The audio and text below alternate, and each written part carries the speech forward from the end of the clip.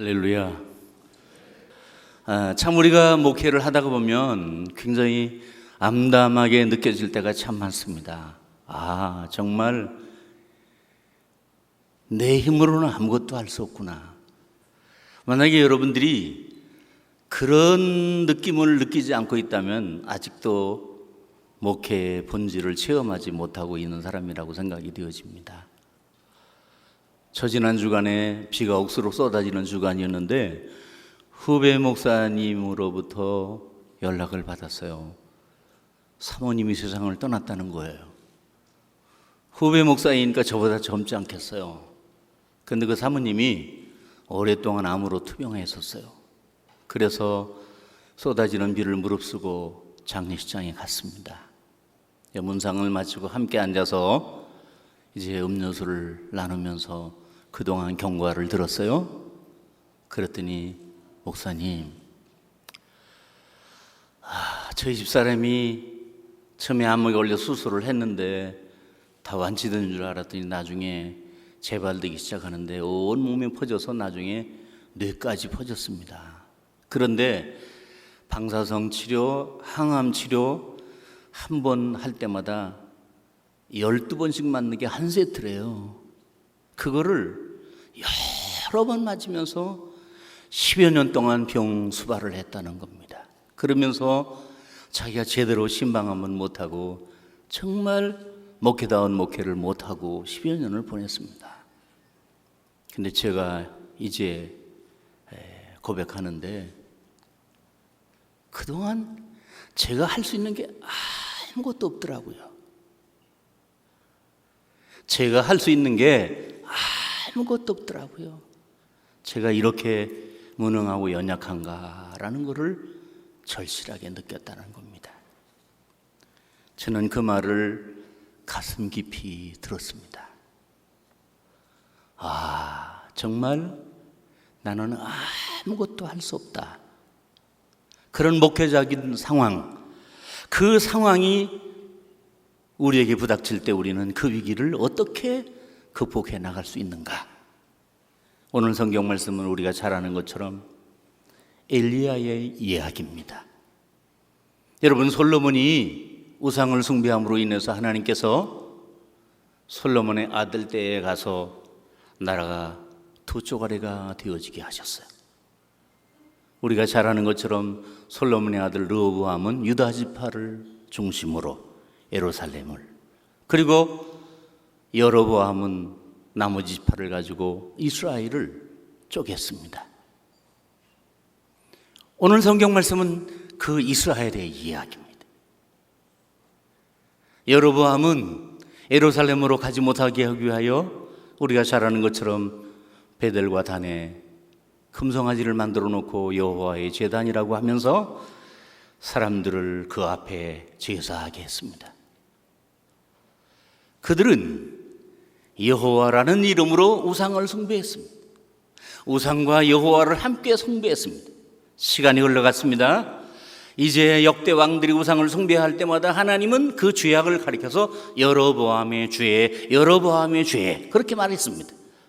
그러므로 우상 숭배의 상징은 여로보암의 죄악이었습니다. 그런데 오므리 시대에 와서, 이제 오므리 아들 아합 시대에 와서 하나님은 이렇게 말씀합니다. 이스라엘의 모든 왕의 죄악보다 더 악했더라 그랬습니다.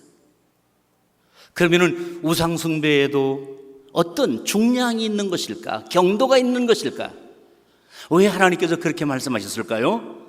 그것은 그 전까지는 그래도 여호와와 바알을 함께 섬겼으나 이제 이 아합은 사마리아를 성시화한다고 바알 신전을 만들어 놓고 자기가 직접 친히 그 신전에 들어가서 제사를 드리고 이세벨을 통해서 아세라를 받아들이고, 그리고는 선지자들을 하나하나 죽여가기 시작하면서 이스라엘 땅을 완전히 바알화, 그래서 씨를 말리는 종교 정책을 썼던 거예요. 그때 겨우 살아남은 엘리야, 그는 그 아합왕과 맞서서 하나님 여호와의 신앙을 지키는 그런 일은 전혀 하지 못했고요. 그리고 선지자들이 죽어갈 때 그들을 구원해 내지도 못했고요. 겨우 목숨을 생존하기 위해서 도피의 행각을 벌인 그런 연약하고 무기력한 선지자였습니다. 설령 그 시대에 엘리야가 아니고 우리가 할지라도 정말 그 시대의 목회적인 상황은 지금 내가 무엇을 할 수 있을까? 복음을 전할 수 있나? 교회를 세울 수 있나? 내가 기도하지만, 내가 열심히 성경을 읽지만, 열심히 설교하지만 도대체 이게 무슨 의미가 있단 말인가? 도대체 내가 무엇을 할 수 있단 말인가? 이렇게 목회적으로 한계를 느낄 수 있을 때 우리는 엘리야를 바라보아야 합니다. 여러분, 오늘 성경 본문 열왕기상 18장 1절을 보시겠습니다. 자, 함께 읽으시겠습니다. 시작. 많은 날이 지나고 제3년에 여호와의 말씀이 엘리야에게 임하여 이르시되 그랬습니다. 여기 많은 세월이 흐르고 라는 말은 3년 6개월의 세월이겠지만 그 3년 동안에 엘리야가 뭘 했는가? 어떤 일을 했는가? 그 3년 동안에 하나님은 엘리야에게 무엇을 말씀하셨는가? 우리가 기억나는 것은 사르밧 과부, 기름병 물가루통, 그 외에는 무슨 생각이 나지 않는 거예요. 그럼 엘리야는 그 3년 동안 뭘 했습니까? 먹고 자고 깨고, 먹고 자고 깨고, 일상적으로 다람쥐 쳇바퀴 돌아가는 것처럼 늘 되풀이되는 생활. 그러면서 그는 아무런 영향력을 미치지 못하는 무기력하고 무능한 선자의 3년의 세월을 보냈을 거예요. 사랑하는 동역자 여러분, 갈수록 우리의 목회의 현장은 힘들고 어려워지고 있습니다. 한 사람 전도하는 것이, 교회를 부흥시킨다는 것이 몇몇 사람들을 보면 그렇게 쉬운 것 같고 그렇게 교회가 잘 성장하는 것 같은데, 그 목사가 믿는 하나님이 내가 믿는 하나님이고 그 목사에게 기름 부음을 하나님이 나를 기름 부은 하나님인데, 그 교회나 내 교회나 다 하나님의 교회인데 왜 나의 목회 현장은 이렇게 어려움만 가는 것일까? 세상의 마음대로 안 되는 것 목회야.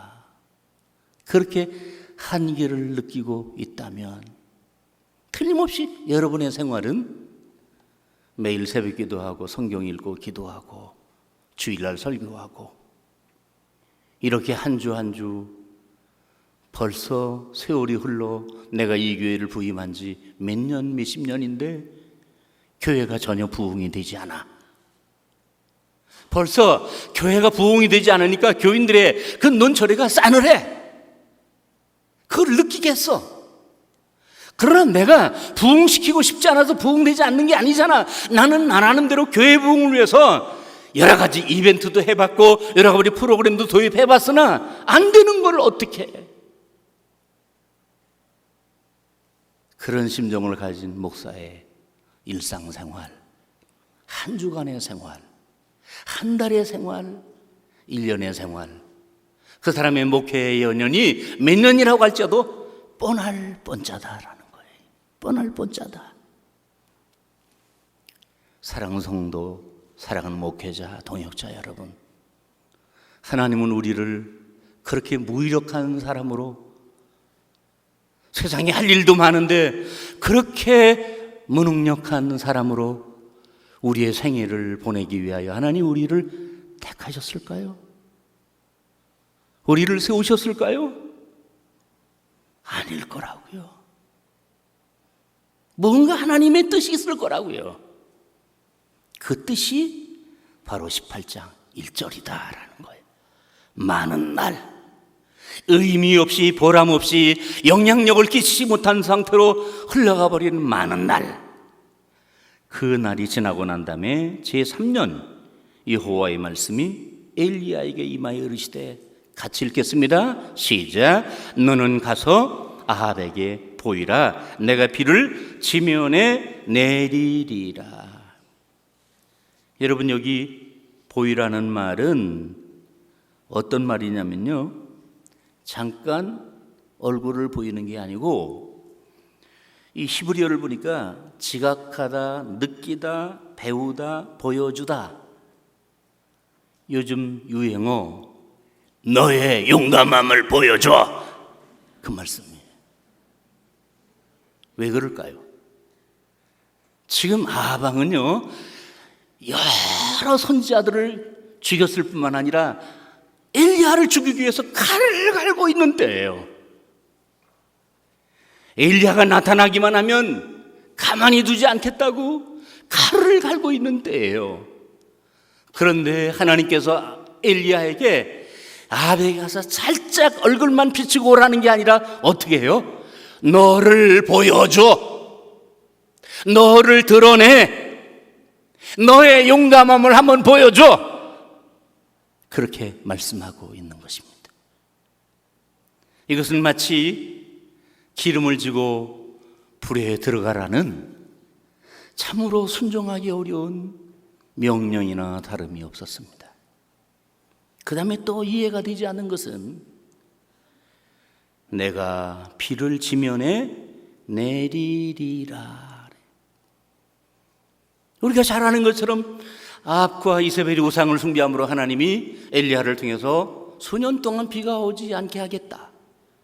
비만 오지 않은 게 아니라 이슬까지 내리지 않아서 아합은 왕임에도 불구하고 수맥을 찾아 헤매일 만큼 완전히 전국토가 바싹 말랐는데 하나님께서 이제 비를 내리시겠다. 그렇다면 아합이 회개했습니까? 이스라엘 백성들이 여호와께로 돌이켰습니까? 어떤 상황적인 변화가 일어났기에 하나님께서 엘리야에게 내가 비를 내리리라고 말씀하십니까? 여기 내리리라는 말, 이 말은 나파, 어떤 일을 시작하거나 준비하기 위한 행동을 뜻하는 말입니다. 그러므로 엘리야가 이제 아합에게 감으로 인해서 하나님께서 3년 동안 비를 내리지 않았던 그 땅에 비를 내리게 하시겠다라는 것. 그러면 아합과 엘리야가 만났을 때 그때 무슨 변화가 일어날 수 있을지도 모르겠지요. 그렇죠? 하나님이 그거를 기대하시고 엘리야에게 내가 비를 내리겠다고 말씀을 하시는 게 아닐까, 그런 기대감이 우리에게 있죠. 그러나 실망스럽게도 오늘 본문 17절을 보시겠습니다.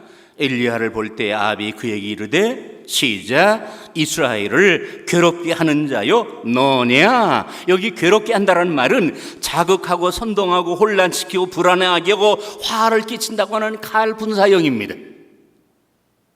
아합은요, 지금 이 가뭄이, 이 흉년이 자기의 죄 탓이라고 돌리지 않았습니다. 수년 동안 비가 오지 않으리라고 예언한 엘리야의 저주 때문이라고 책임을 전가했습니다. 그래서 너 때문에 이스라엘 민족이 지금 괴로움을 당하고 있는 거야, 고통을 당하고 있는 거야, 힘들어하고 있는 거야, 내가 이 민족의 고통의 원인이야, 그렇게 말하고 있는 것이다 라는 것입니다. 이제 엘리야는 차라리 아합을 만나지 아니함만 못한 상황에 처하게 되었습니다. 그러나 그는 후회하지 않았습니다. 그는 살려달라고 비겁하게 무릎 꿇지 않았습니다. 그는 정면으로 도전했습니다. 갈멜산에서 바알 선지자들과 아세라 선지자들과 850명, 그리고 자기와 영적인 대결을 제안했습니다.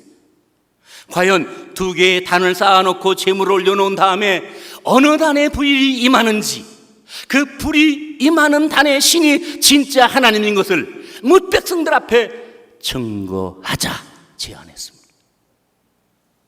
아합은 자신 있게 승낙했습니다.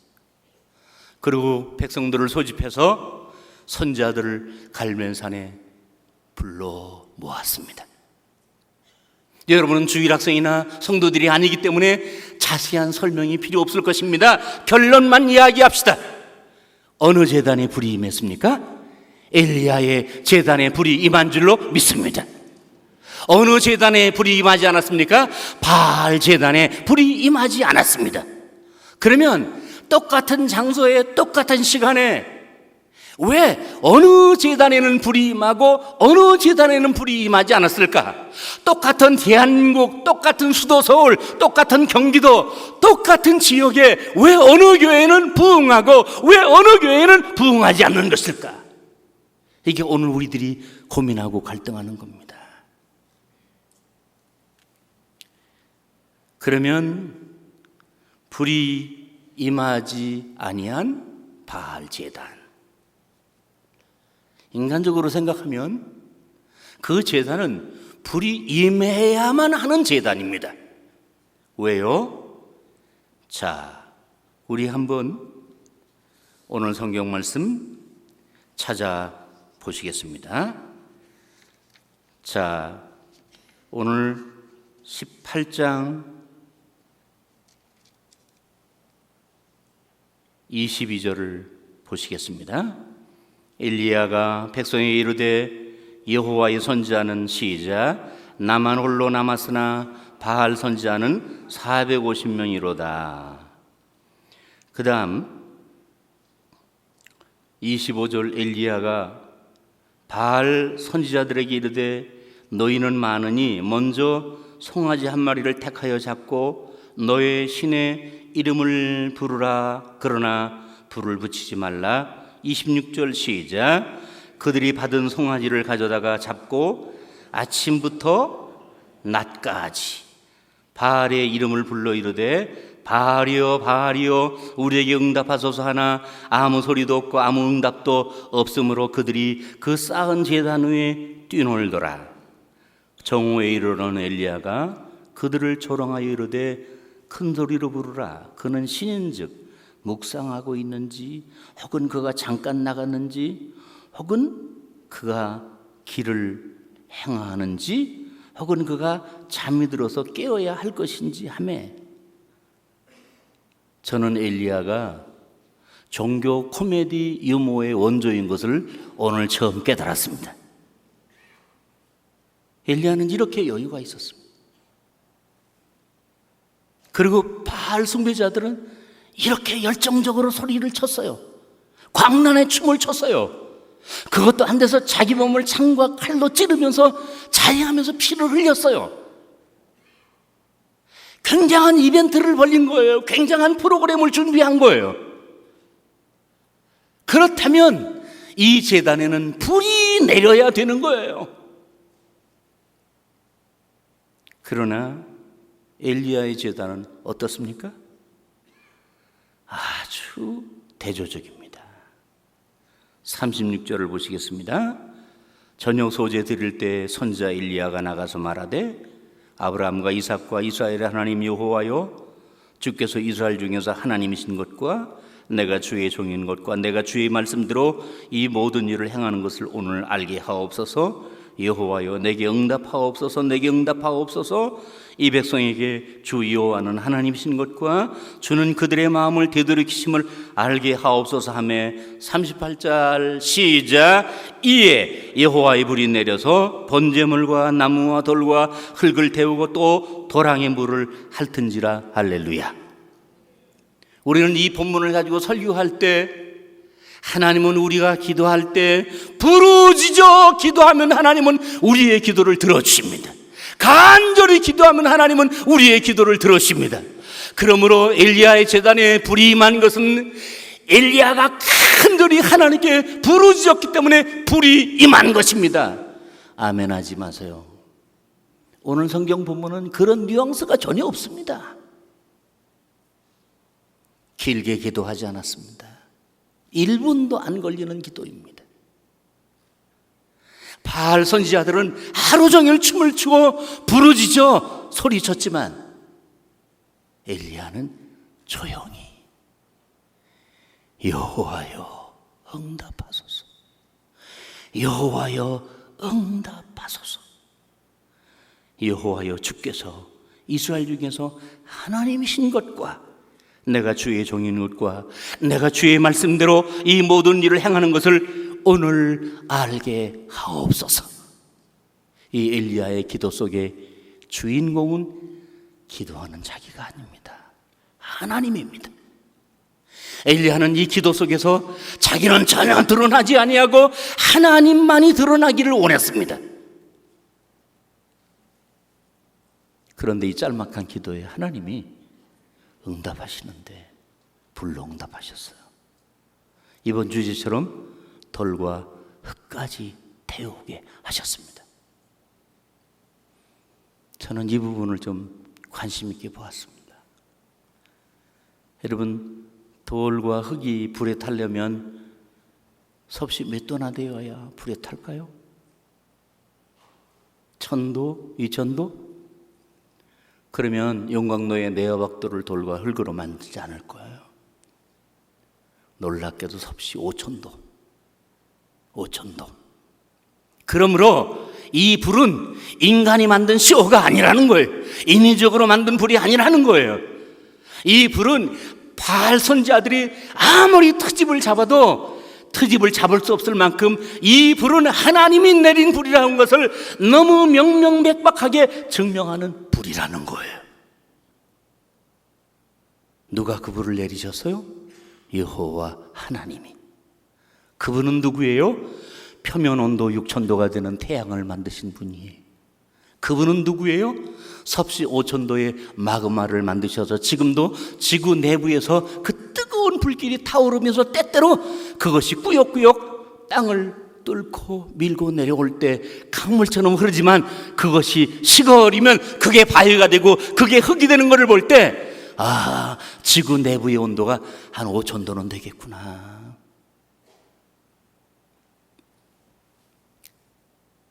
그러면 그 불로 응답하신 하나님이 왜 바알의 제단에는 불을 내리지 아니하시고 그리고 엘리야의 제단에 불을 내리셨을까요? 여러 가지로 추석하지 마세요. 여러 가지로 해석하지 마세요. 단순하게 성경을 보세요. 바알은 죽은 신이니까, 인간이 만든 신이니까, 벨쇼를 다 하고 이벤트를 다 해도 불이 내려질 수 없는 신이니까. 그러나 엘리야가 부른 여호와는 아브라함의 하나님, 이삭의 하나님, 야곱의 하나님, 그리고 엘리야가 사람들을 시켜서 12대를 세운 12지파의 하나님, 살아계신 하나님이니까. 사랑하는 동역자 여러분, 여러분은 목회 현장을 어떻게 만들어가고 있습니까? 바알 제단처럼 이벤트 현장으로 만들어가고 있습니까? 여러분은 목회 현장을 어떻게 만들어가고 있습니까? 저와 여러분이 믿는 하나님, 저와 여러분을 주의 종이 되게 하신 하나님은 죽은 하나님입니까? 산 하나님입니까? 그런데 왜 오늘 우리들의 목회 현장은 나는 아무것도 할 수 없구나, 왜 이렇게 부응이 안 되는가? 그렇게 탄식할 만큼, 나의 한계를 느낄 만큼 내가 믿는 하나님은 분명히 살아계신 하나님인데 왜 나의 목회 현장에 하나님의 살아계신 증거가 나타나지 않고 있는가? 이게 오늘 우리들이 가장 고민해야 될 부분이고, 이게 우리들이 해결해야 될 문제고, 그리고 이번에 영성 수련을 통해서 이 문제에 대한 답을 찾아가야 될 줄로 믿습니다. 그래서 이번 주제가 돌과 흙까지 태우소서. 그러면 만약 저와 여러분의 목회 현장에 우리가 기도할 때, 설교할 때 이런 불이 떨어지면 어떻게 될까요? 소방서가 옵니다. 곤란합니다. 이런 불이 오면. 그럼 우리들이 정말 받아야 할 불은 어떤 불입니까? 이 불이 오늘 우리에게는 무엇을 의미하는지를 알아야 되겠죠. 이 불은 왜 내렸습니까? 제물을 드렸으니까. 그러므로 그 제물이 불타지면 하나님이 그 제물을 받으셨다는 사인이니까 당연히 불이 임해야 되죠. 그러나 오늘 우리들은 제물을 드리는 목회를 하는 게 아니라 우리의 마음을 드려야 합니다. 우리의 마음. 성도들의 마음이 하나님 앞에 제물로 드려져야 합니다. 그 마음이 어떤 마음이세요? 내 마음이 어떤 마음이고 성도들의 마음이 어떤 마음이에요? 돌보다 더 단단하고 흙보다 더 태울 수 없는 완악한 마음 아닙니까? 이 마음, 이거는요 6천도로도 태워지지 않고 7천도로도 녹여지지 않는 불연제예요. 그러므로 하나님이 이제 돌보다도 흙보다도 태우기 어려운 그 강팍한 마음을 태우기 위하여 새로운 불을 준비하신 줄로 믿습니다. 그 불이 뭐예요? 세례요한이 말한 것처럼 나는 너에게 물로 세례를 주지만 내 뒤에 오시는 분은 불로 세례를 줄 것이다. 그 불을 가지고 오시는 분 누구예요? 예수 그리스도. 그 예수님이 부활 승천하시면서 제자들에게 마지막에 3년 동안 훈련을 시키고도 마지막에 예루살렘을 떠나지 마, 약속하신 것을 기다려. 그리고 제자들에게 신신당부한 이유, 그것은 그 제자들을 한 번 불살하기 위해서. 그 불이 무슨 불이에요? 우리가 잘 아는 것처럼 성령의 불인 줄로 믿습니다.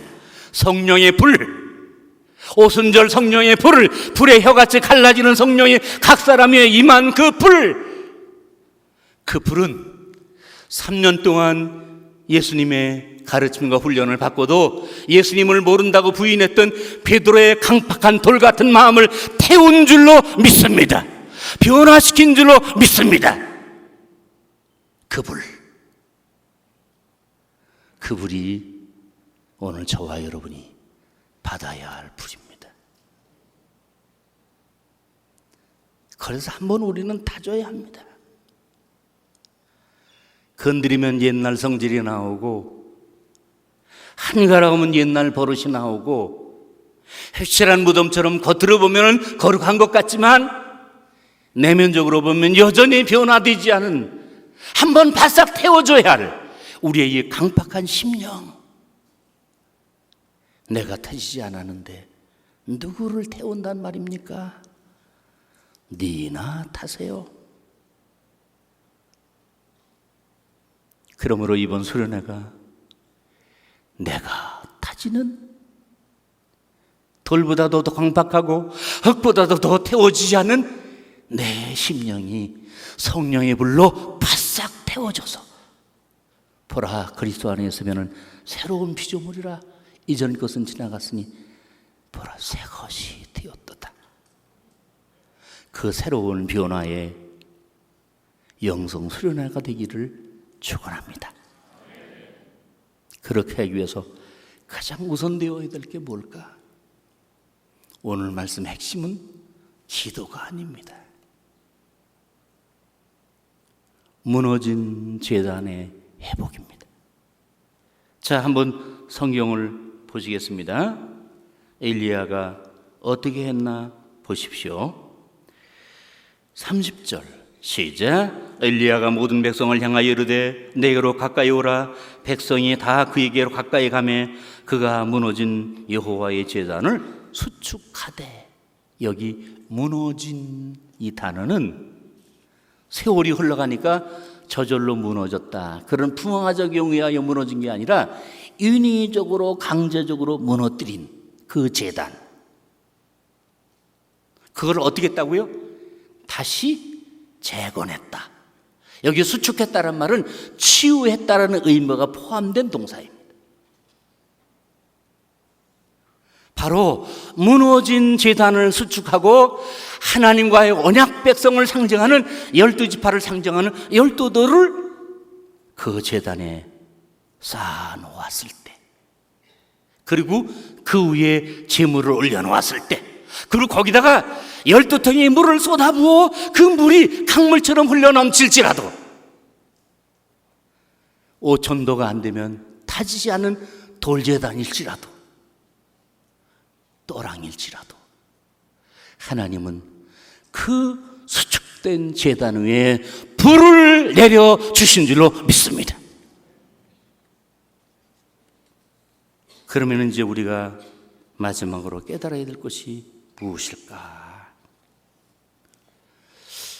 우리의 목회 현장에서 도대체 무너진 제단이 뭐냐라는 겁니다. 무너진 제단이. 여러분, 우리가 지금 목회하고 있는 우리의 목회의 제단은 온전한 제단이냐라는 거예요. 제가 다른 사람의 글을 인용하겠습니다.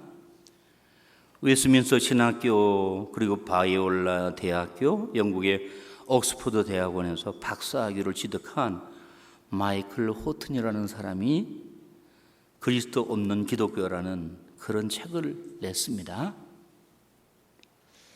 그가 그 글 중에서 장로교 목사인 도널드 그레이 반하우스의 주일 설교를 인용하면서 이렇게 말했습니다.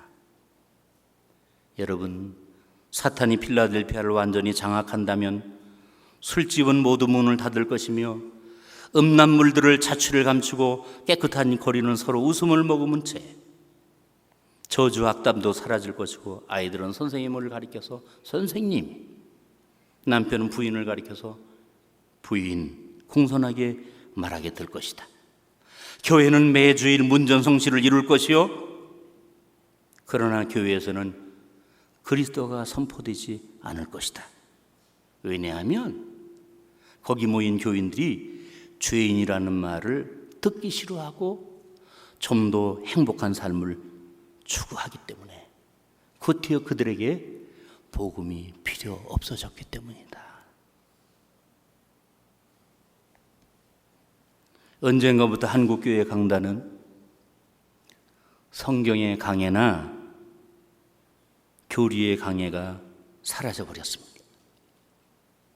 그런 설교를 유치한 시대에 뒤떨어진 설교라고 비판하기 시작했습니다.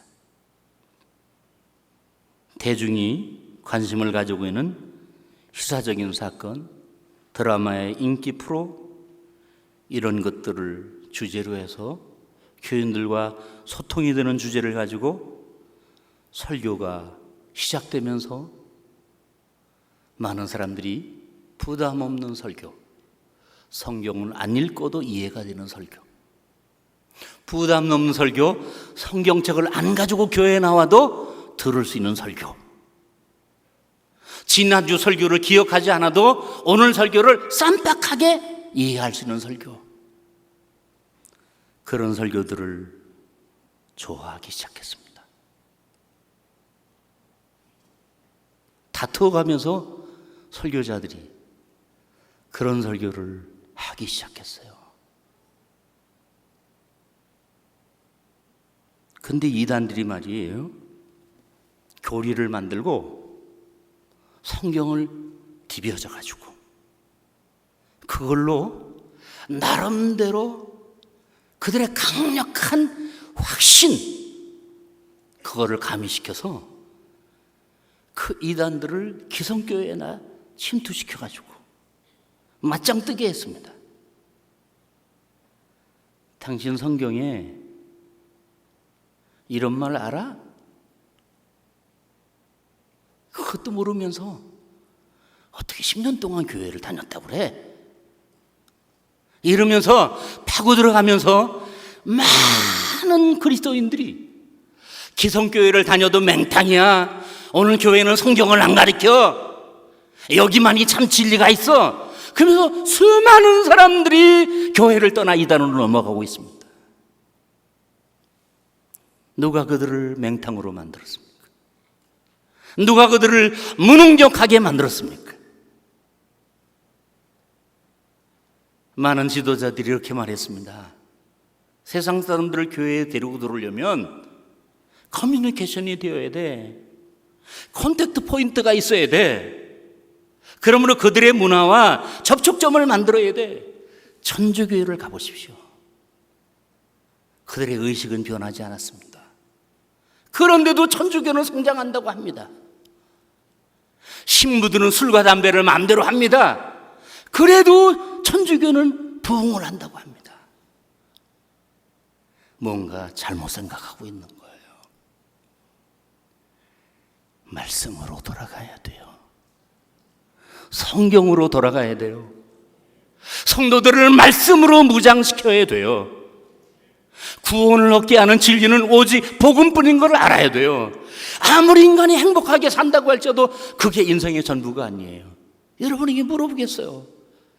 전 나라 국민이 복음에 듣던 시대가 어느 시대입니까? 로마 가톨릭 시대입니다. 거기는 성주가 믿으면 다 믿는 거예요. 그때 로마 제국은 어떻게 되었습니까? 심히 부패하고 타락했습니다. 교회의 지도자들은 어떻게 되었습니까? 마치 바알 선지자들처럼 되어버리고 말았습니다. 베드로 성전을 짓기 위해서 면죄부를 팔기 시작했습니다. 어느 날 키가 작고 덩치 큰 태칠이 탁월한 웅변을 청중들 앞에 쏟아넣기 시작했습니다. 여러분, 이것을 알아야 합니다. 고해의 신부가 충고하는 것처럼 죄를 자백하고 통회하며 면죄부를 통해서 돈을 넣은 사람은 누구를 막론하고 그의 모든 죄를 용서받을 것이며, 여러분은 당신들의 죽은 부모와 다른 사람들이 소리치며 말하는 소리가 들리지 않습니까? 나를 불쌍히 여겨다오, 나를 불쌍히 여겨다오. 하나님의 손이 나를 치셨구나. 내가 하려고만 한다면 잔돈 몇 푼으로 나를 이 지옥에서부터 영원으로 이끌어갈 수 있어. 나를 좀 구해줘. 지금 여러분의 아버지와 여러분의 어머니가 저 지옥에서 여러분을 부르고 있습니다. 면죄부만 사면 됩니다. 그 소리에 수많은 사람들이 서로 다투어가면서 면죄부를 샀고 그 금고에다 딸랑딸랑 돈을 넣기 시작했습니다. 루터는 그 시대의 사람들이고 그 무리들 속에 함께 있었던 사람입니다. 그럼에도 불구하고 그는 이건 아닌데, 이거는 성경적인 게 아닌데, 이거는 복음적인 것이 아닌데, 그렇게 생각만 하지 않았습니다. 그리고 그 시대에 가톨릭이 잘못하고 있는 것, 성경에서 벗어나고 있는 것들을 95가지를 추려서 토론을 제안했습니다. 그게 우리가 잘 알고 있는 것처럼 95개의 조항입니다. 시간이 없어서 다 살펴볼 수 없지만 1항에서부터 4항까지는 신자가 사는 길은 면죄부를 사는 것이 아니라 회개해야 한다. 5항부터 7항까지는 죄는 교황이 아니라 하나님만 용서할 수 있다. 92조부터 95개조까지는 십자가가 선포되는 것만이 참된 평화가 있다.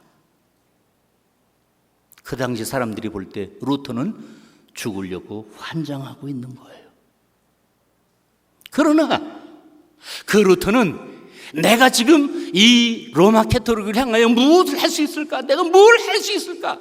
나는 너무나 무기력하다. 그런 상황 속에서 그는 그가 할 수 있는 것을 찾았습니다. 성경대로 살고 성경대로 말하고 성경대로 전하는 것입니다. 비록 그가 가톨릭 속에 있을지라도 오직 성경, 오직 은혜, 오직 믿음, 저는 6월 말에 이 루터의 유적지를 또 한 번 돌고 왔습니다. 그때 하나님이 저에게 굉장한 깨달음을 주신 게 한 가지 있습니다. 저에게 말이에요. 어떻게 저 보름수 교회당 지붕에 기와장이 다 마귀와 같이 나를 공격할지라도 나는 결코 포기하지 않겠다. 어떻게 루터가 그렇게 담대해질 수 있었는가? 그거는 다른 게 아니라 성경이더라고요. 그가 성경을 번역하던 발트부룩성 그 골방을 가보았습니다. 그 골방에서 외롭게 성경을 부이고 거기서 성경을 읽고 거기서 성경을 번역하고, 그러나 그 말씀이 루터로 하여금 용기 있는 사람이 되게 했습니다. 하나님은 그 루터 한 사람을 통해서 거대한 골리앗과 같은 로마 캐토릭과 싸우게 하셨습니다. 그래서 태어난 게 우리 개신교의 시초입니다. 말씀으로 돌아가세요. 성경으로 돌아가세요. 오직 의인은 믿음으로 살리라. 믿음으로 돌아가세요. 저도 이벤트를 추구해봤고, 저도 프로그램을 찾아 헤매어봤고, 저도 나름대로 구태하는 목회에서 벗어나기 위해서 여러 가지 애를 썼습니다. 저를 아는 분은 알 것입니다. 그러나 이제 목회 마무리해서 주님께 깨달은 것, 말씀으로 돌아가는 거야. 아무리 목회적인 상황이 내가 지금 뭘 할 수 있어 그렇게 절망적으로 느껴질지라도, 늘 되풀이되는 일상적인 목회 생활에 지루한 삶이 반복되어질지라도 말씀을 붙잡고 있으면, 기도를 놓치지 않고 있으면, 그리고 교회를 교회되게 하고 성도들을 성도 되도록 우리가 바르게 가르치면, 그들이 국회의원이 되더라도, 그들이 대통령이 되더라도, 그들이 장관이 되더라도 뇌물을 받지 않고 불의한 일에 그들은 참여하지 않았을 것인데, 그냥 수만 들리고 예수 믿고 축복받는 것만 다라고 생각하고, 기독교가 너무 거품이 많아져서 오늘 우리 주변에 일어나는 수많은 사건들의 가장 핵심 몸통들은 대부분 크리스찬입니다.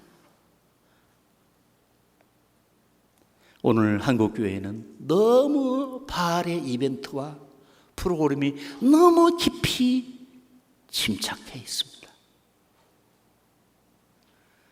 무너진 주의 재단을 회복하시고, 나를 드러내지 마시고 오직 하나님의 영광을 드러내며, 주여 삼창하지 않아도 좋으니 진정성 있는 기도, 믿음의 기도, 여기서 불이 내려오지 않으면 나는 지금 이 시간 끝장난다는 사실을 알면서도 그가 담대하게 여유스럽게 농담을 하면서까지 그가 끝까지 당당할 수 있었던 것은 그의 백그라운드에 아브라함의 하나님, 이삭의 하나님, 12지파의 하나님이 자기와 함께한다는 것을 믿었기 때문인 줄로 믿습니다. 이게 오늘 우리들의 백이어야 하고, 이게 우리들의 목회의 자세여야 합니다.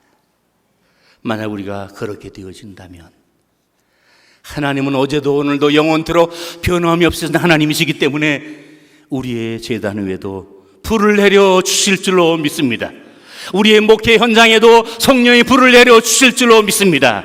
그래서 우리 교인들이 변화하여 새 사람 되어 그들을 통해서 가정이 변하고 사회가 변하고 민족이 변하고 세계가 변화될 줄로 믿습니다.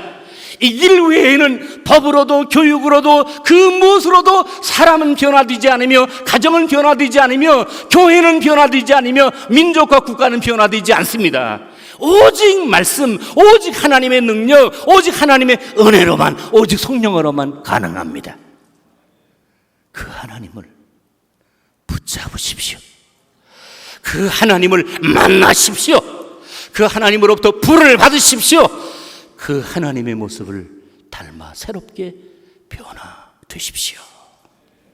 기도드리겠습니다.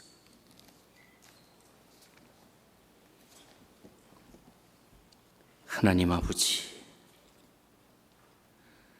지금까지 열심히 한다고 했지만 그게 하나의 종교적인 퍼포먼스가 되고 이벤트가 되었던 것을 용서해 주시기를 원합니다.